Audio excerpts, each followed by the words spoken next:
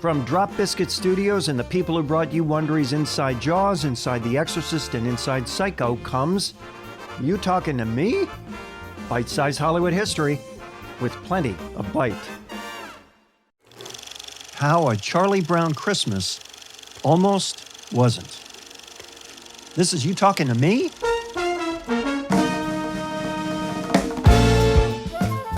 I'm Mark Ramsey.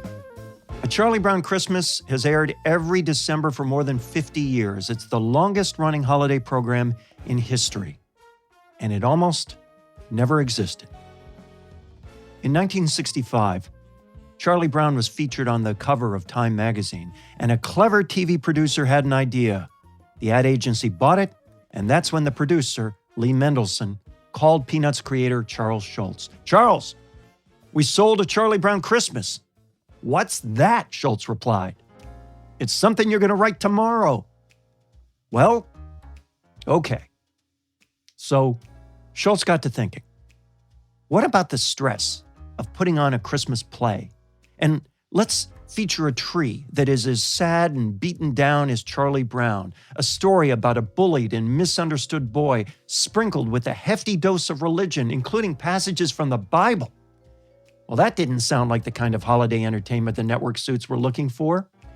Indeed, midway during production, when the team was still working with black and white illustrations, an agency exec was alarmed at the slow pacing of the story. "Don't worry," the creative team told him. "It'll be better when it's in color." "It had better be," he said, and he promised not to tell the agency because they surely would have canceled the show right then and there. How to make it better and more broadly appealing? I know. Let's add jazz.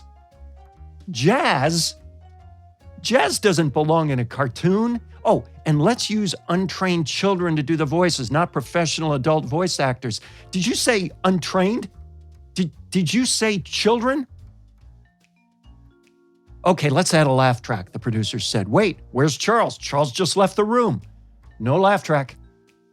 When he came back to the table, Schulz had a new idea. "I'm a Sunday school teacher," he said. "I want Linus to read from the Gospel of Luke." The Gospel of what now?" All the producer could think at the time was, there goes my career down the drain. See, nobody had ever animated anything from the Bible before, and experimental was hardly the mood at agencies and TV networks in 1965. This is not going to work, they thought, but, oh well, in front of the network brass it went. And when CBS saw it, the general reaction was disappointment. "It's so slow. There's no action. Why are the kids so amateurish? What's with the jazz?" But thanks to a miracle of commerce, Coca-Cola had already paid for the show, and it was already listed in TV Guide. CBS had no choice but to air it. The sooner the better, everyone thought. Let it flop, and that'll be the last time it'll ever be seen. The producer was convinced he had killed Charlie Brown. And then it aired. Half of America tuned in. The critics raved, and CBS immediately ordered 4 more specials. The show racked up awards, a Peabody, an Emmy. Everyone on the creative team at the agency and the network was shocked. Everyone except Charles Schulz. Haunted by self-doubt throughout his life, Schulz believed everyone knew what it felt like to fail despite doing everything right. He knew that a message of perseverance in the face of rejection was one we could all relate to. A sentimental note of hope and encouragement was welcome at any time of year, but particularly at Christmas. Follow us on Apple Podcasts, Spotify, or wherever you're listening right now, and please give us a 5-star rating. That's You Talking to Me? I'm Mark Ramsey.